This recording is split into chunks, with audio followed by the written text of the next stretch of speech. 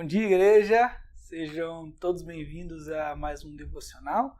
Nós estamos hoje em 1 Coríntios, capítulo 2, e nós finalizamos a carta aos Romanos na semana passada, com o pastor André e também com uma participação aí super especial da Julie.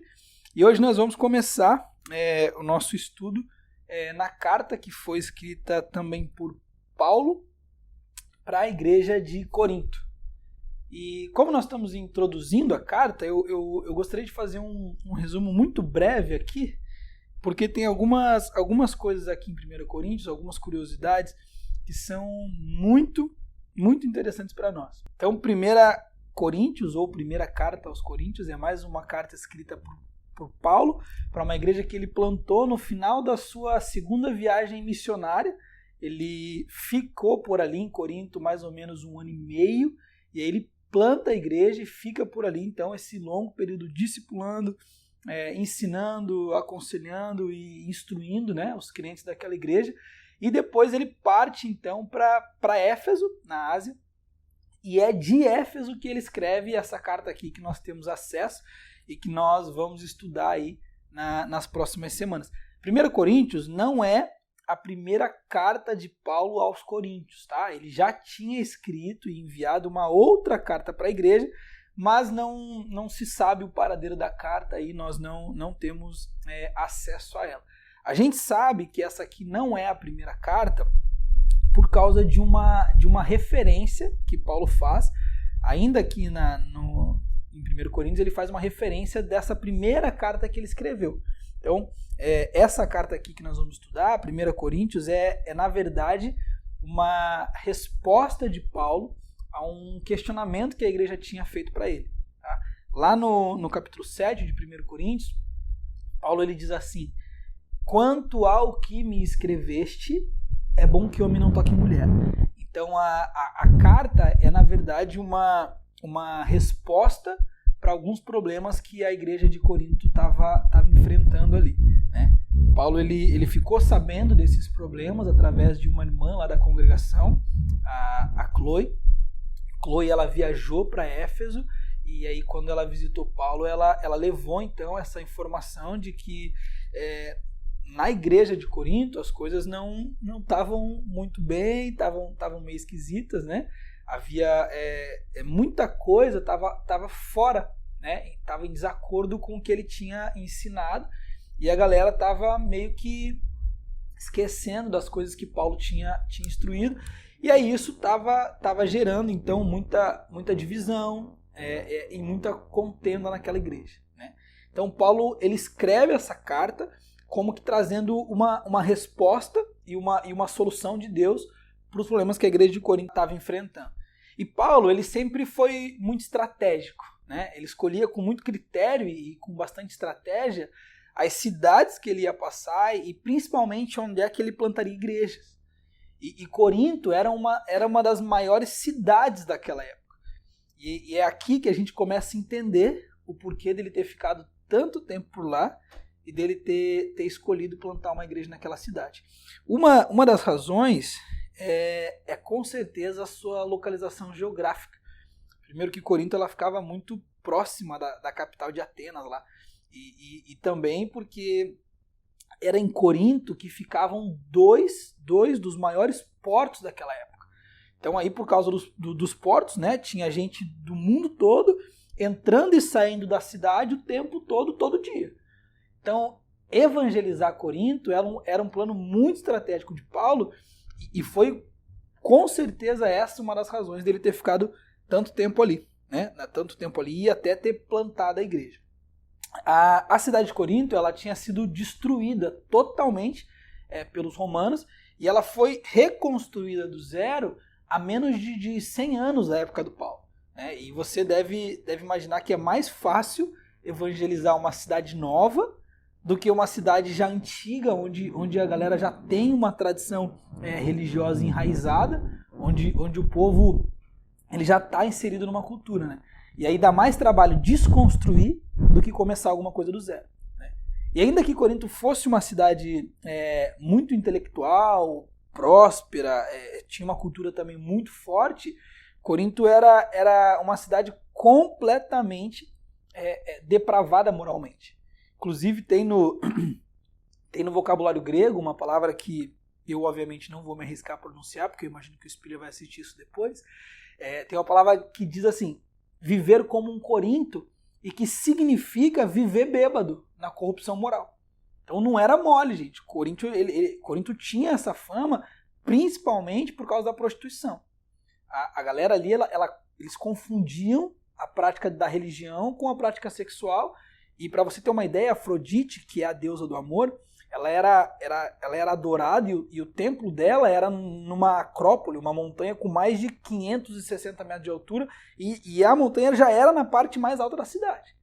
Então, aproximadamente 1.000 sacerdotisas, elas trabalhavam como prostitutas culturais ali naquele templo, e milhares de coríntios, eles adoravam os seus deuses visitando, entenda, né? Essas sacerdotisas. Então, se não bastasse isso também, lá no templo, à noite, essas mulheres elas desciam para a cidade de Corinto e elas se entregavam ali para os marinheiros, para os turistas que chegavam para ali o tempo todo. Então, Corinto foi profundamente marcado por uma promiscuidade sexual. E o problema maior aqui é que na igreja estava tendo muita divisão e muita prática sexual desregrada. Os próprios crentes eles estavam entrando em contenda, eles tinham confusão a respeito de casamento, de sexualidade, de liberdade cristã. A galera da grana, os ricos ali da igreja, a Bíblia diz que eles se embriagavam na ceia, enquanto que os pobres passavam fome. Então, havia muita confusão também sobre os dons espirituais, sobre ressurreição dos mortos e obviamente, sobre dinheiro, né? E tudo isso foi diagnosticado por Paulo, né, naquela igreja. Então, Corinto era também uma cidade com muitos deuses e muitos ídolos. Assim. Até hoje, quando você visita a cidade de Corinto, ainda se vê enormes estátuas e monumentos que foram dedicados para os deuses ali.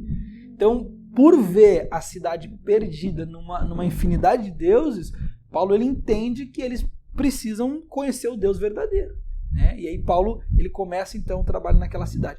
E o curioso aqui é que apesar de todos esses problemas na igreja, apesar da igreja estar vacilando tanto, Paulo ele começa essa carta como um pastor muito, muito amoroso, muito sensível. Ele começa a carta fazendo elogio para a igreja. E talvez se não fossem esses primeiros versículos aqui do capítulo 1, talvez a gente até se perguntasse se aquela gente era crente de verdade. Né? Será que essa igreja de Corinto, fazendo tudo que estão fazendo, será que essa igreja é cristã? Né? E a primeira coisa que a gente aprende a começar a estudar a carta é que a igreja ela é um povo que foi separado por Deus e para Deus. No versículo 2, lá no capítulo 1, a palavra que é usada ali é eclésia, que é um povo que é chamado para fora. A igreja ela é então um povo que foi tirado do mundo e separado para Deus. E a gente fala que a igreja ela tem dois endereços, né? Ela tem um endereço físico, né? Nesse caso aqui a igreja de Corinto, e ela tem um outro endereço espiritual, que é a igreja em Cristo, certo?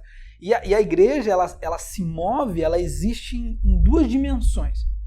Nós somos de fato cidadãos mundanos, né? Com endereços físicos, mas nós vivemos também numa dimensão espiritual que é gloriosa. A Bíblia diz que nós estamos assentados nas regiões celestiais, acima de principados e potestades, certo? E a segunda coisa que a gente aprende aqui na carta aos Coríntios é que, logo no início do capítulo 1, é que a igreja ela tem um dono. Ela não é minha, ela não é sua, ela não é do pastor André, não é do grupo da PIB e nem do grupo de Corinto. Paulo diz na carta aos Efésios lá que a igreja ela é de Deus porque ele a comprou com o sangue do seu próprio filho. Então não se trata aqui da igreja de Corinto, né? A gente vai falar agora da igreja em Corinto. Deus nunca passou a procuração transferindo a posse da igreja para ninguém. A igreja é de Deus, a igreja de Corinto é de Deus. Então outra lição importante é que a igreja aqui também ela é chamada para a santidade. E a santidade aqui nesse texto tem dois aspectos importantes, né? Aqui no capítulo 1. A primeira é uma santificação posicional. Todo crente é santificado por Cristo, ponto. Quando Paulo escreve, ele diz assim, a igreja de Deus que está em Corinto aos santificados em Cristo Jesus. Lá no versículo 2.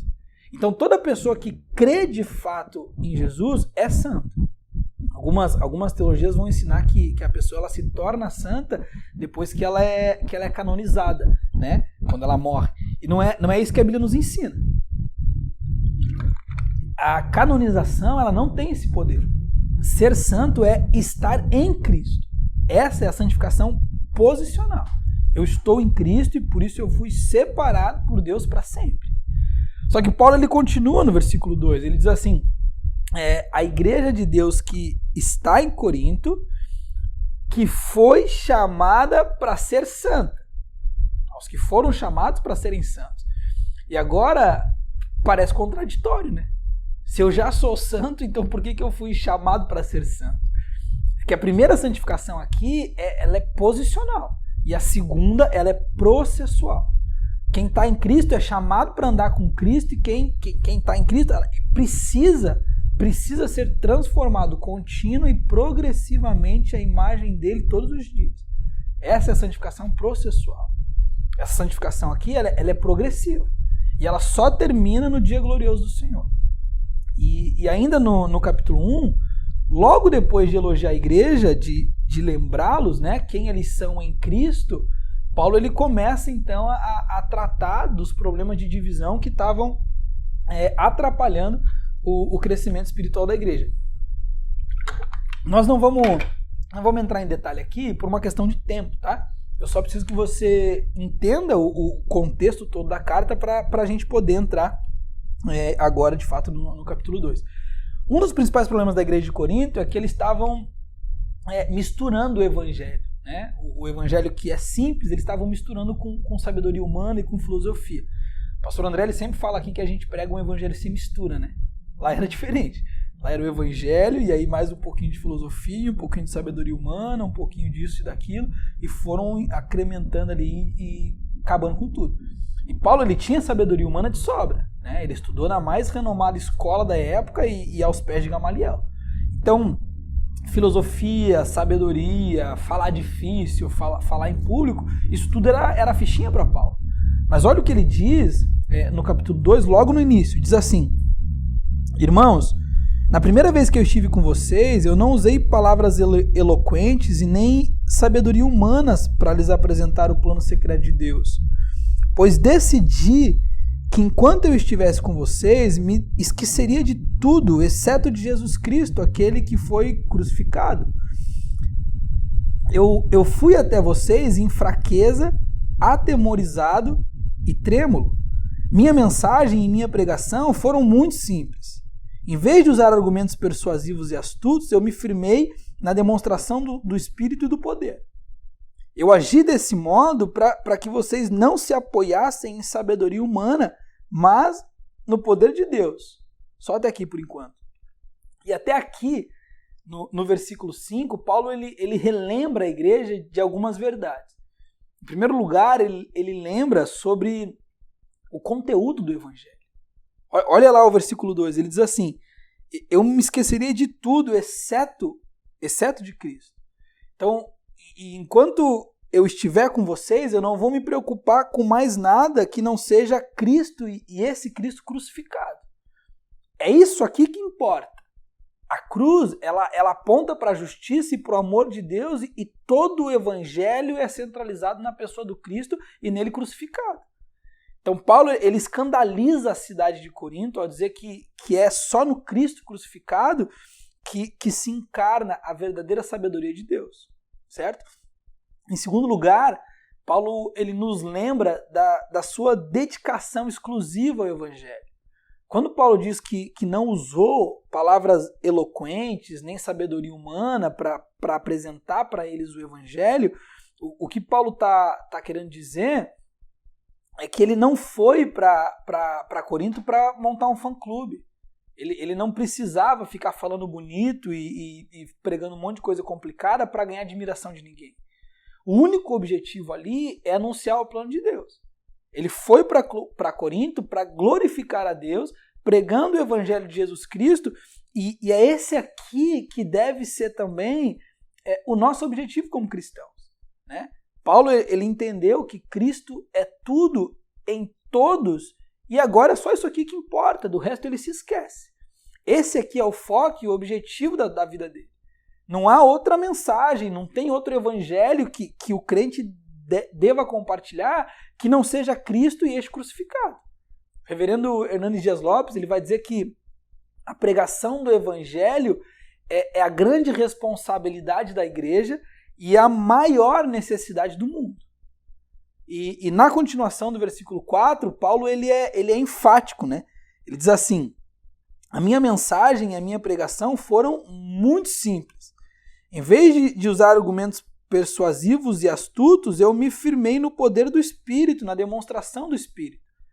E aí a gente pode se perguntar o que é exatamente essa demonstração do Espírito e do poder, né? E a palavra demonstração, na língua original aqui, ela traz a ideia de uma prova legal apresentada diante de uma corte. E as provas que Paulo trazia eram vidas transformadas pelo Evangelho, né? A sua pregação era simples, não era uma apresentação muito eloquente, era na verdade uma demonstração do poder do Espírito, né? Ele apresentava diante daquela corte centenas de vidas transformadas pelo poder do Evangelho, que é simples, né? Aquele que não é persuasivo. Então ele não estava preocupado em falar bonito.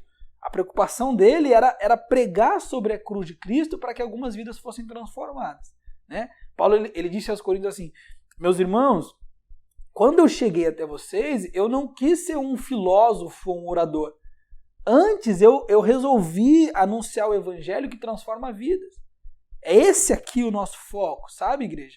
Muito mais do que parecer inteligente, muito mais do que mostrar que leu centenas de livros ou de falar bonito.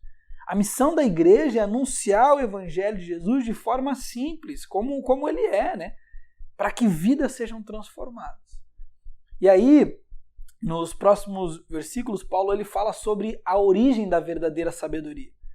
Ele diz assim no versículo 6, diz assim: no entanto, quando estamos entre pessoas maduras, falamos com palavras de sabedoria, mas não com o tipo de sabedoria desta era ou dos seus governantes que logo cai no esquecimento.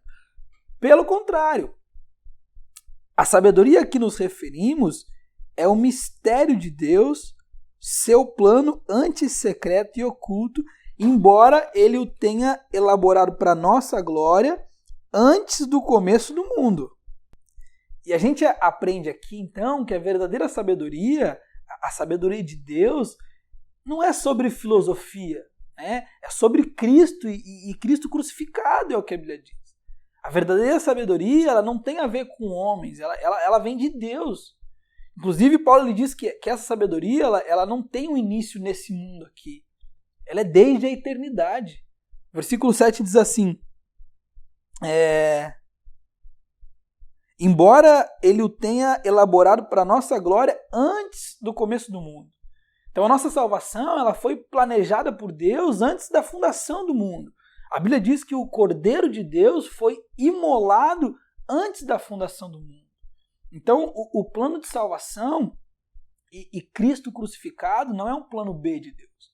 Isso aqui foi planejado na eternidade. João Calvino ele disse que nós só conhecemos a Deus porque Deus ele se revelou a nós.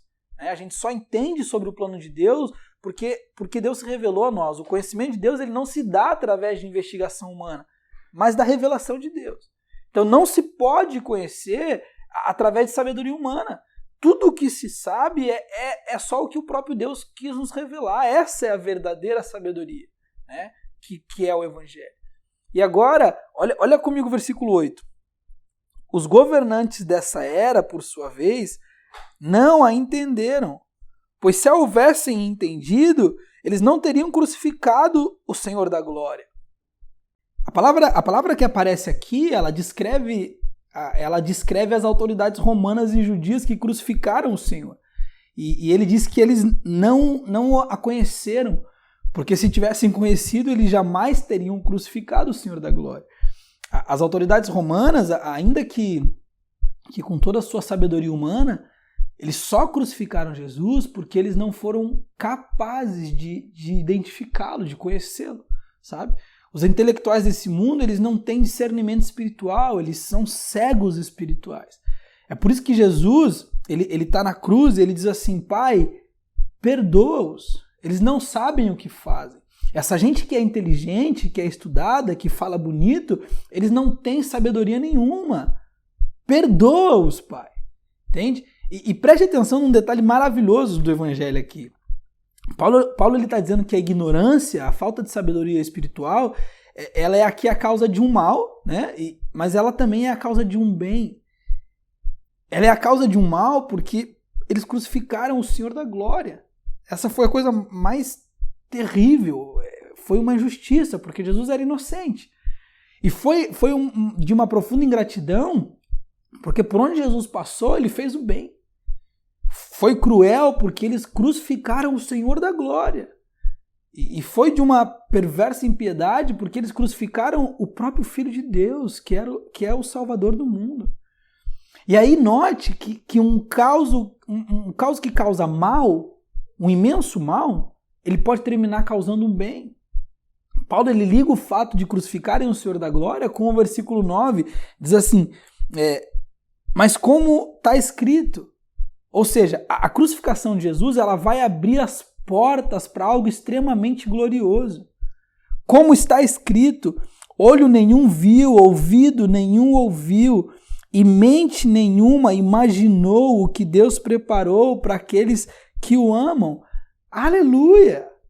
Foi a crucificação do Senhor da glória que abriu para nós as comportas da glória. Foi a crucificação do Senhor que abriu o caminho para Deus. Foi a crucificação do Senhor da glória que abriu a porta para o paraíso novamente, sabe? Porque Jesus foi crucificado no nosso lugar, é só por causa disso que Deus preparou para nós o céu e a glória eterna. Aleluia! É aqui no versículo 9 também que Paulo ele nos mostra sobre os dons da verdadeira sabedoria. Ele diz que a sabedoria de Deus é Jesus, e o Filho de Deus ele conseguiu para nós dons tão maravilhosos que a percepção humana, através dos seus olhos, né, da sua audição, dos seus ouvidos e do seu entendimento, ela nunca vai ser capaz de alcançar. O homem não pode alcançar a graça de Deus pelos seus próprios sentidos naturais. Tá? Isso se dá através da revelação do Espírito. E aí, como é que isso funciona? Né? Ocorre que o Evangelho ele é revelado pelo Espírito Santo através da própria palavra de Deus. A nossa salvação ela envolve toda a Trindade. Primeiro, a decisão, né, a escolha de Deus Pai, da sua sabedoria, soberania, a morte e a obediência do Filho, e aí a ação de regeneração do Espírito Santo. Tudo que a percepção humana não consegue entender, não consegue alcançar, através dos seus olhos, dos seus ouvidos e dos seus sentidos, Deus nos deu através do Espírito Santo. Olha, vamos lá para o verso 10 em diante. Mas foi a nós que Deus revelou essas coisas por seu Espírito, pois o Espírito sonda todas as coisas, até os segredos mais profundos de Deus. Pois quem conhece os pensamentos de uma pessoa, senão o próprio Espírito dela? Da mesma forma, ninguém conhece os pensamentos de Deus, senão o Espírito de Deus.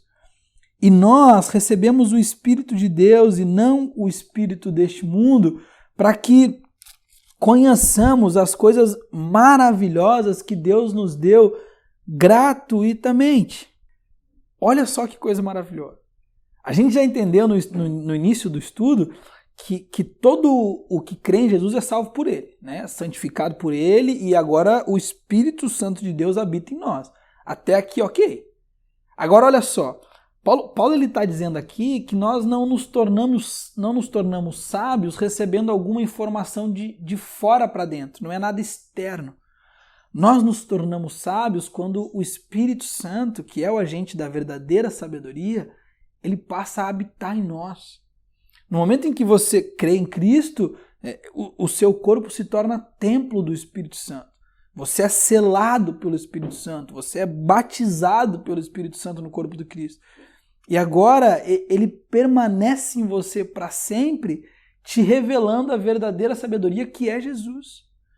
Nos versículos 10 e 11, nos versículos 10 e 11, Paulo ele faz uma comparação muito bonita. Ele pergunta assim: como o homem entenderá a Deus? Como é que eu e você, nós podemos conhecer a Deus então? E aí Paulo diz que ninguém pode conhecer o homem senão o próprio Espírito que vive dentro dele. Você pode estar olhando para mim agora, se a gente está pessoalmente, eu olho para você, conversando, mas você não pode dizer o que está se passando na minha mente, no meu coração. Nenhum de nós tem capacidade de sondar com plenitude o que outra pessoa está sentindo. E ninguém, exceto o Espírito de cada um, é capaz de saber exatamente o que tem dentro do coração. Você pode até conjecturar alguma coisa, mas não é com certeza. O que Paulo está dizendo aqui é que ninguém de nós é capaz de saber o que está no coração de Deus, a não ser o Espírito do próprio Deus, que ele não só sabe, mas porque serem um só, o Espírito de Deus ele conhece plenamente. E o maravilhoso aqui é que a Bíblia diz que esse mesmo Espírito passou a habitar em nós. E agora ele nos revela os segredos do coração de Deus diretamente para o nosso coração, com propriedade, com plenitude. É por isso que nós precisamos depender do Espírito Santo para conhecer a Bíblia e o Evangelho de Jesus. Amém? Vamos seguir aqui, olha o versículo 12 lá. E nós recebemos o Espírito de Deus e não o espírito deste mundo, para que conheçamos as coisas maravilhosas que Deus nos deu gratuitamente. Quando lhe dizemos isso, não empregamos palavras vindas de sabedoria humana, mas palavras que nos foram ensinadas pelo Espírito, explicando verdades espirituais a pessoas espirituais. Mas o homem natural, ele não aceita as verdades do Espírito de Deus. Elas lhe parecem loucura e ele não consegue entendê-las, pois apenas quem é espiritual consegue avaliar corretamente o que diz o Espírito. Quem é espiritual pode avaliar todas as coisas, mas ele próprio não pode ser julgado por outros. Quem conhece os pensamentos do Senhor? Quem sabe o suficiente para aconselhar? Mas nós temos a mente de Cristo. No verso 14, Paulo ele diz que o homem natural, ou o homem que não é regenerado, que não foi salvo por Cristo, ele não entende as coisas espirituais e inclusive, essas coisas lhe parecem loucura. A mente dele não é capaz de entender, sabe? Ela não alcança, mesmo que ele se esforce para isso. Quando se trata da verdadeira sabedoria, ou Deus te revela, ou não vai, cara. É uma dependência completa do agir do Espírito de Deus, certo? O cientista mais estudado do mundo, ele não entende o Evangelho por conta própria. Enquanto que um homem simples, analfabeto, ele conhece com detalhe os segredos do coração de Deus. Percebe? Então, as coisas que o mundo aplaude e que exalta, o reino de Deus rejeita. E as coisas que o reino de Deus glorifica, são rejeitados pelo mundo. Inclusive, lhes parecem loucura. No versículo 15, Paulo lhe diz que o homem espiritual ele julga todas as coisas. E julgar aqui é o mesmo que discernir. Algumas pessoas até usam esse versículo aí para dizer que não posso ser julgado por ninguém, mas não é exatamente isso que a Bíblia está dizendo, tá? Paulo ele tá explicando aqui que o crente em Jesus, o cara que foi salvo por Deus, ele tem capacidade de discernir todas as coisas por meio do Espírito de Deus que habita nele. Nós discernimos as coisas naturais, mas também as espirituais. Lembra que nós falamos que a igreja ela tem duas dimensões, né? Uma natural, com endereço aqui na rua Benjamin Constant, e outra nas regiões celestiais com Cristo. Então Paulo ele conclui perguntando assim: quem conhece os pensamentos do Senhor? Quem sabe o suficiente para aconselhar? Mas nós temos a mente de Cristo. A mensagem que Paulo ele pregou em Corinto é o evangelho simples. Ele foi elaborado por Deus desde a eternidade. Nós temos a mente de Cristo porque nós olhamos para a vida de acordo com a visão de Cristo. Nós olhamos como Jesus Cristo olha e é por isso que nós temos a mente de Cristo. Né? Através do Evangelho do Cristo crucificado, o Espírito de Deus passou a habitar em nós e agora nós temos a mente de Cristo. Certo? Agora nós somos a habitação do Espírito Santo. Nós discernimos as coisas baseado naquilo que o Espírito de Deus nos revela sobre Deus Pai e sobre a sua natureza. É a partir disso que nós devemos discernir tudo com sabedoria, certo? As coisas que têm acontecido no nosso meio. Graças a Deus que esses problemas que a igreja de Corinto enfrentou, só tem lá. Né? A gente está tudo blindado dessas coisas aí. A minha oração, gente, nessa manhã é que a gente consiga se posicionar, sabe? E agir como os que têm a mente de Cristo. Amém? Que nós jamais deixemos de nos apegar à mensagem do Evangelho, que é o Cristo e esse crucificado, certo? Porque foi por causa disso que o Espírito de Deus ele passou a habitar em nós e que ele tem nos transformado, nos moldado e nos revelado todos os dias sobre a pessoa de Jesus. Amém? Gente, me desculpe pelo horário, passei um pouco aí do tempo, me empolguei aqui. Obrigado por ter ficado até aqui. Eu espero que esse tempo tenha te abençoado, que você tenha entendido um pouco melhor do que Paulo está nos dizendo nessa carta. Vamos continuar estudando ela aí por mais algumas semanas e eu tenho certeza que Deus vai continuar trabalhando e falando e nos moldando aí durante esse tempo. Amém? Vamos orar comigo então. Senhor, obrigado por esse tempo, obrigado por esse dia, por essa semana que se inicia. Nós te louvamos, Deus, nós te agradecemos porque Tu nos chamou pelo nome, porque Tu nos escolheu, porque Tu nos removeu das trevas e nos trouxe para o reino do Seu Filho amado, porque agora, Deus, o mesmo Espírito que habita no Senhor habita também em nós. Nós te louvamos pelo privilégio, Deus, de fazer parte da Tua família. Nós te agradecemos porque Tu já nos colocou no lugar celestial com Cristo, papai.